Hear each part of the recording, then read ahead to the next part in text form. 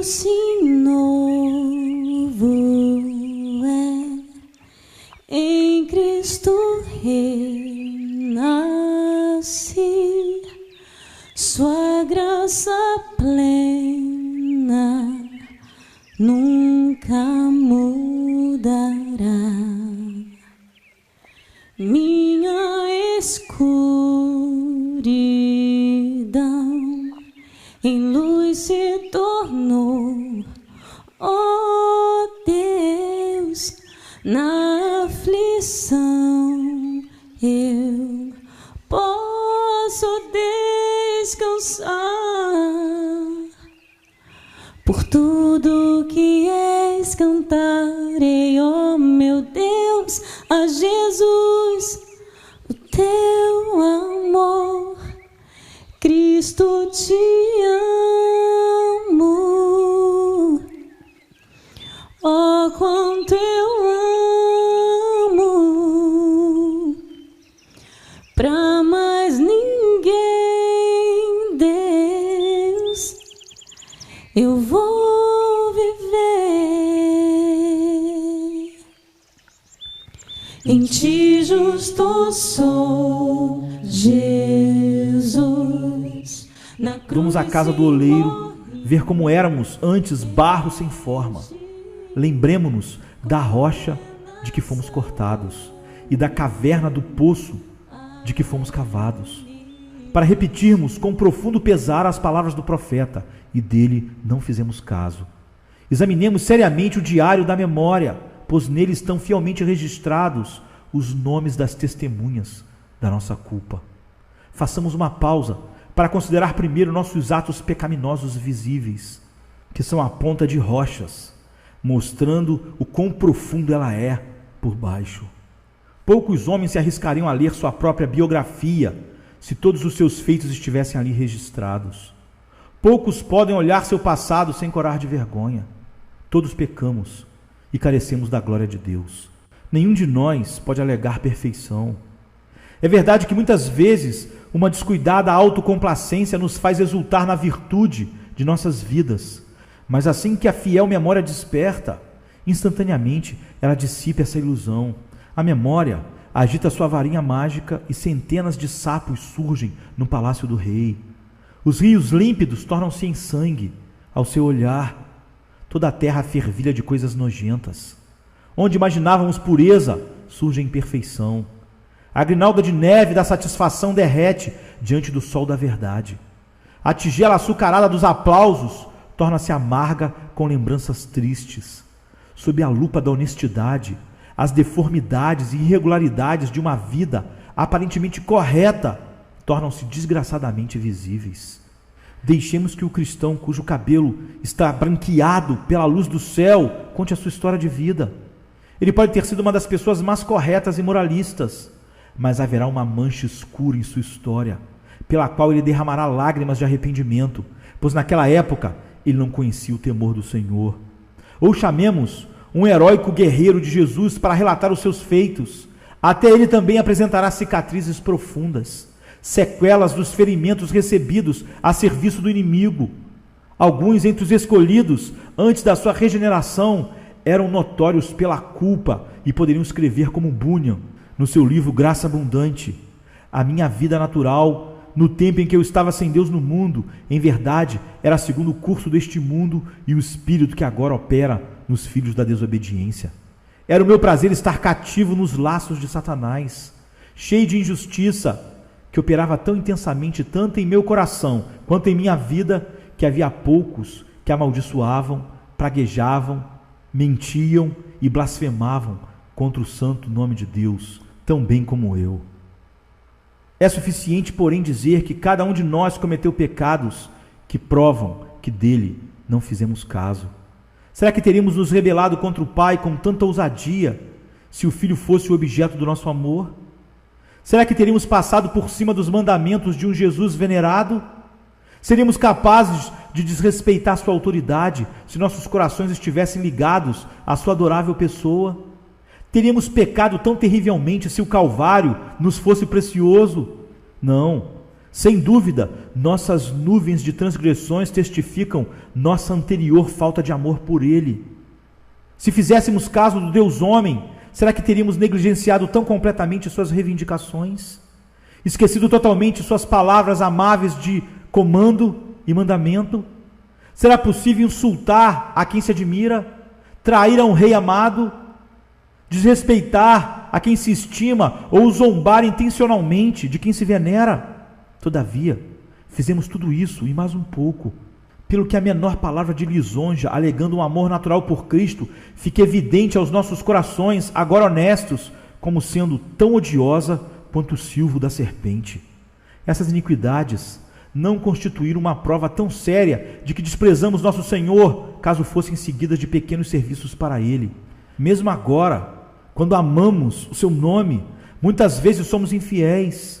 Só que agora a nossa afeição nos ajuda a nos arrastarmos em serviço para onde não podemos andar. Antes, porém, entre nossos atos passados não havia nenhum que fosse temperado com o sal do amor sincero. Eram todos embebidos no fel da amargura. Ó amado, não nos esquivemos do peso dessa evidência, mas reconheçamos que nosso gracioso Senhor tem muito do que nos acusar, já que escolhemos obedecer a Satanás em vez de obedecer o nosso capitão, o capitão da nossa salvação, e preferimos o pecado à santidade. Deixemos o fariseu presunçoso gabar-se por ter nascido livre. Nós vemos em nossos pulsos as marcas vermelhas dos ferros da escravidão. Que ele se glorie em nunca ter sido cego. Nossos olhos ainda conseguem lembrar a escuridão do Egito, em que não conseguíamos ver a estrela da manhã. Outros podem almejar a honra de uma salvação merecida. Nós sabemos que nossa maior ambição pode ser apenas desejar o perdão e a aceitação tão somente pela graça. Lembramos bem o tempo em que o único canal da graça foi desprezado e negligenciado por todos nós. O livro da verdade ainda tem mais para testemunhar contra nós. Ainda não se apagou da memória a época em que não bebíamos dessa sagrada fonte de água viva. Nossos vis corações tinham colocado uma pedra sobre a boca do poço que nem a consciência podia remover. A poeira acumulada na Bíblia sujava os dedos. O abençoado volume era o menos procurado de todos os livros da nossa biblioteca. Embora hoje possamos dizer que a palavra de Deus é um templo incomparável, onde temos prazer em estar para contemplar a beleza, a simetria e a magnificência da estrutura, para aumentar nossa reverência e estimular nossa adoração à divindade ali pregada e venerada, houve um período triste em nossas vidas, em que recusamos pisar o chão precioso do templo, ou quando apenas por costume entrávamos nele com passos apressados, inconscientes da sua santidade, desapercebidos da sua beleza, ignorantes das suas glórias, e não reverentes à sua majestade. Agora, nós podemos apreciar a afeição em êxtase que Herbert expressa em seu poema, o livro infinitamente doce, que eu como a cada letra como mel. É bom para curar que quer que fosse, aliviar a dor, tirar o fel. Naquele tempo, um poema efêmero ou romance fútil podia comover nossos corações milhares de vezes mais facilmente do que este livro de estrelas, este Deus dos livros. A essa Bíblia nós negligenciávamos. A Bíblia era negligenciada, e isso prova muito bem que estimamos Cristo muito pouco. Na verdade, se estivéssemos cheios de afeto por Ele, teríamos procurado por Ele em Sua palavra, porque nela e só nela Ele se despe, mostrando o íntimo do seu coração. Nela, cada página está manchada com gotas do seu sangue, ornada com raios da sua glória. A cada momento o vemos, divino e humano, morrendo e mesmo assim vivo, sepultado e agora ressurreto, vítima e sacerdote, príncipe e salvador, e todos esses diferentes papéis, relações e condições o tornam valioso para seu povo e precioso para seus santos. Ajoelhemos-nos diante do Senhor e reconhecemos que dele não fizemos caso, ou teríamos andado com ele nos campos das Escrituras e tido comunhão com ele nos canteiros da inspiração. O trono da graça, que por tanto tempo não visitamos, igualmente proclama nossa culpa anterior. Raramente nossas súplicas eram ouvidas no céu. Nossas petições eram formais e sem vida, e morriam nos lábios desatentos que as pronunciavam. Ah, que crime, quando não nos consagrávamos à adoração! O incensário do louvor não levava um aroma aceitável ao Senhor, nem os frascos da oração exalavam um perfume precioso. Sem serem branqueados pela devoção, os dias do calendário ficavam sujos pelo pecado, não sendo impedido por nossas súplicas. O anjo do julgamento acelerava a sua vinda para a nossa destruição. A lembrança daqueles dias de silêncio pecaminoso, nossas mentes humilham-se no pó. Não podemos nos achegar ao trono da misericórdia sem adorar a graça que recebe com boas-vindas aqueles que o desprezaram. Todavia, por que nosso coração não esteve em peregrinação? Por que não cantamos a melodia que todos ouvem e temem? Por quê? Por que não nos alimentamos do banquete da igreja, do maná precioso? Que resposta podemos dar, mais completa e mais plena, de que esta? Dele não fizemos caso. Nossa pouca consideração de Jesus afastou-nos do seu trono. A afeição verdadeira teria conseguido um pronto acesso que a oração dá ao aposento secreto de Jesus, recebendo a abundância do seu amor. Podemos abandonar agora o trono? Não. Nossos momentos mais felizes são quando nos ajoelhamos, pois assim é que Jesus se manifesta a nós. Apreciamos a companhia deste, que é o melhor amigo, pois sua presença divina traz tal beleza interior para a casa onde ele habita, que os palácios mais suntuosos invejam seu esplendor. Com prazer procuramos o lugar secreto, pois ali nosso Salvador nos permite desabafar nossas alegrias e tristezas, passando-as para ele. Ó Cordeiro de Deus, nossa negligência na oração nos leva a confessar que houve um tempo em que não víamos em ti aparência nem formosura. Ademais, o fato de evitarmos o povo de Deus confirma a verdade humilhante.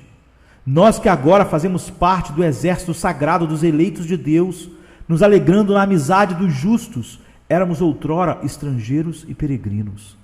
A língua de Canaã era aos nossos ouvidos um gaguejar sem significado, do qual escarnecíamos, uma gíria grosseira que não tentávamos imitar, ou uma língua estranha, além da nossa capacidade de interpretação. Os herdeiros da vida eram ou desprezados por nós como objetos de barro, obra das mãos do oleiro, ou nos retirávamos da companhia deles cientes de que não éramos companheiros dignos dos nobres filhos de Sião, comparáveis a ouro puro. Muitas vezes olhamos cansado para o relógio quando em companhia de alguém o tema era espiritual demais para a nossa compreensão fraca. Tantas vezes preferimos a amizade dos mundanos risonhos à de crentes mais sérios. Será preciso indagar qual é a origem dessa antipatia? O rio amargo não se compara ao rio do Egito, silencioso quanto a sua nascente. Ele proclama sua origem abertamente, e o ouvido da autopreferência não pode ser surdo à voz da verdade. Não amastes os servos, porque não fizestes caso do seu mestre. Nem convivestes entre os irmãos, pois não estabelecestes amizades com o primogênito da família. Uma das evidências mais claras de um homem alienado de Deus é a falta de vínculo com seu povo. Num grau maior ou menor, cada um de nós já passou por isso. É verdade que há certos cristãos com quem gostávamos de estar, contudo, havemos de convir que esse prazer em sua companhia devia-se mais à amabilidade das suas maneiras ou ao estilo cativante de falarem do que à sua excelência intrínseca. Avaliamos a joia pelo seu engaste, mas um eixo comum no mesmo anel teria igualmente nos chamado a atenção. Os santos, como os santos, não eram nossos amigos diletos, nem podíamos dizer, sou amigo de todos os que temem a Deus. Domingos profanados partem como guerreiros de um clã selvagem da mata fechada do tempo desperdiçado. Eles investem contra o santuário deserto, ameaçando-o com uma vingança terrível. Se o escudo de Jesus não nos protegesse, as cordas dos seus arcos são ordenanças negligenciadas, e suas flechas são mensagens de misericórdias desprezadas. Todavia, para que esses acusadores? A consciência guarda da alma já viu o suficiente. Ela afirmará que viu nossos ouvidos fechados para a voz convidativa do amigo dos pecadores, e que por diversas vezes desviamos os olhos da cruz, quando Jesus estava bem visível, porque dele não fizemos caso algum.